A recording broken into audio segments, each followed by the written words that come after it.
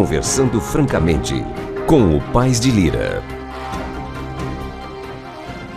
Olá, amigo. Chega ao fim mais uma semana de trabalho na Câmara dos Deputados. Não muito intensa, é bem verdade. No plenário foram aprovadas 3 medidas provisórias.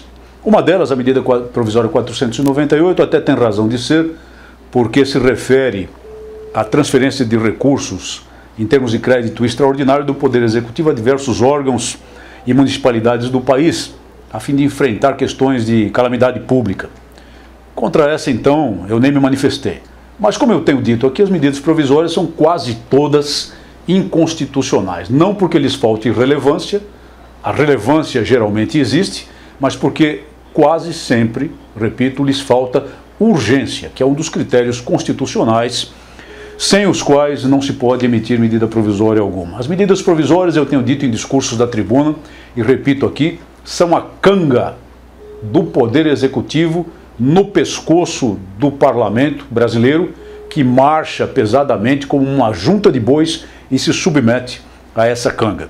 Então foram aprovadas contra o meu voto as medidas provisórias também 494 e 493, todas elas tratando de assuntos corriqueiros da administração pública. Por exemplo, reestruturar as carreiras de diplomatas do Brasil. Onde é que está a urgência disso? Será que o serviço público diplomático, será que a diplomacia brasileira vai ficar paralisada se o Executivo encaminhar, ao invés de uma medida provisória, um projeto de lei ao Parlamento no sentido de reestruturar a carreira? É claro que não. Continuará a funcionar normalmente e pode perfeitamente o Presidente da República, nos termos da Constituição, solicitar urgência para um projeto dessa natureza. Mas não o faz, porque a medida provisória lhe dá a liberdade de legislar. Legislar paralelamente a um parlamento que se submete, a um parlamento que não tem altaneria para fazer valer as suas prerrogativas. Lamentável. E segue a marcha, como eu tenho dito nos meus pronunciamentos. Mas assuntos importantes foram tratados nessa semana, devido a alguns fatos de muito relevo no panorama, no cenário do Brasil. Só de passagem, a Comissão de Segurança Pública não fez mais do que deliberar sobre 3 requerimentos não tão importantes, porque havia um requerimento do deputado Raul Jungmann que pretendia convocar a comissão para ser sabatinado o secretário da Receita Federal, Otacílio Cartacho, e era muito evidente que o governo iria impedir a convocação desse funcionário. Então o governo usou todo o poderio que tinha e usou também o recurso da verificação de voto, da verificação de presença na sessão da Comissão de Segurança Pública e Combate ao Crime Organizado. Conseguiu derrubar a sessão porque não havia 10 deputados para votar, havia apenas 9, o governo perderia a votação, mas o quórum era insuficiente e conseguiu derrubar a sessão. Eu temo que até o final do ano aconteça a mesma coisa. Não acredito que o deputado Raul Jungmann retire o seu requerimento e certamente o governo continuará a usar todo o seu poder de fogo para impedir que o requerimento seja aprovado. Ou seja, nós temos um cenário muito provável de fracasso, e isso é muito grave, muito ruim para o país, de todas as reuniões daqui por diante até o final do ano, não serão tantas assim, da Comissão de Segurança Pública e Combate ao Crime Organizado. Vamos ver, vamos tentar influir para que isso não aconteça. Os temas a que me referi, cruciais, importantíssimos para o país, em andamento, são o escândalo, já se pode dizer isso, do Banco Pan-Americano.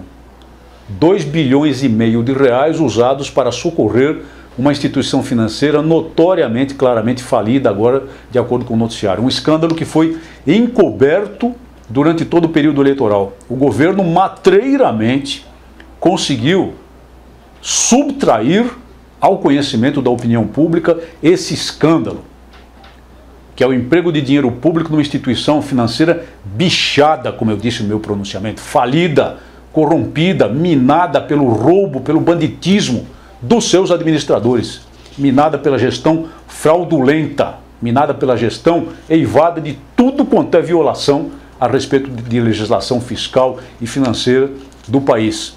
Agora, vamos dizer, não, está alto lá, esses 2,5 bilhões não são de dinheiro público. Claro que não são, são do Fundo Garantidor de Crédito, que é um fundo mantido pelas instituições bancárias. Mas quem é o proprietário, quem são os proprietários do Banco Pan-Americano hoje?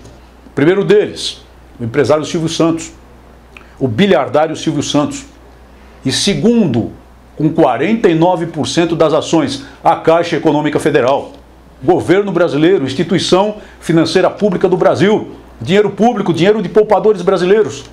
E a Caixa Econômica Federal, em novembro do ano passado, adquiriu o controle de 49% do banco, 49% do controle acionário de um banco minado pela fraude. Onde estava a auditoria, onde estavam os competentes administradores públicos da Caixa Econômica Federal, que compraram um banco bichado, que impuseram garganta abaixo da população brasileira a compra de um banco bichado.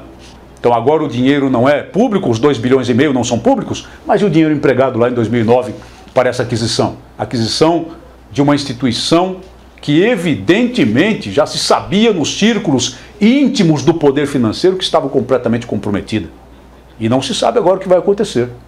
Se vier a quebrar, haverá prejuízo evidentemente para o erário, prejuízo para o Tesouro brasileiro, prejuízo para o bolso do contribuinte brasileiro. E o governo conseguiu ocultar esse escândalo durante todo o período eleitoral.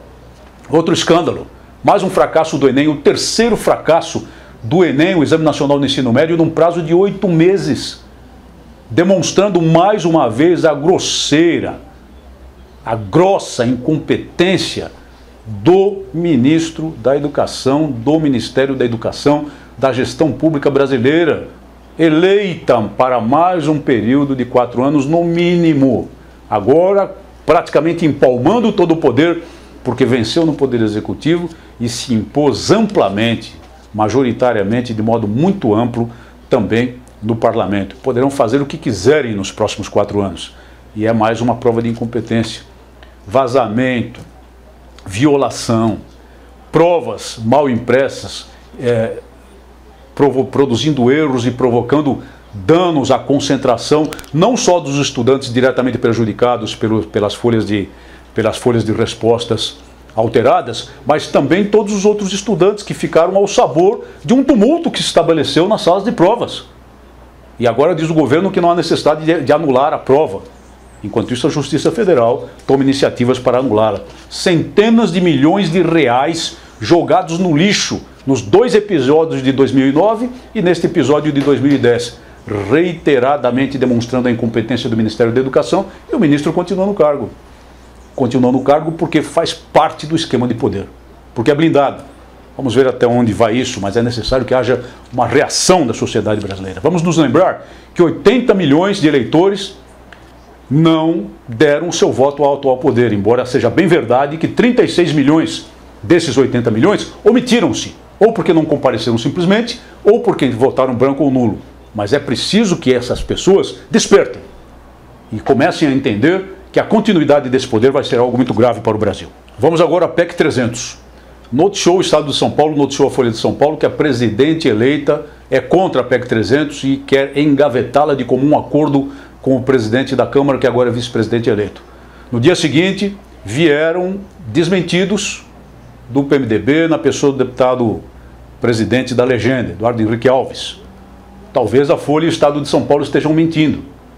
Ou talvez estejam mesmo articulando a tentativa de engavetamento de uma proposta de emenda à Constituição votada e aprovada em primeiro turno, em flagrante violação ao artigo 60, parágrafo 2º da Constituição da República. Espero que isso não aconteça.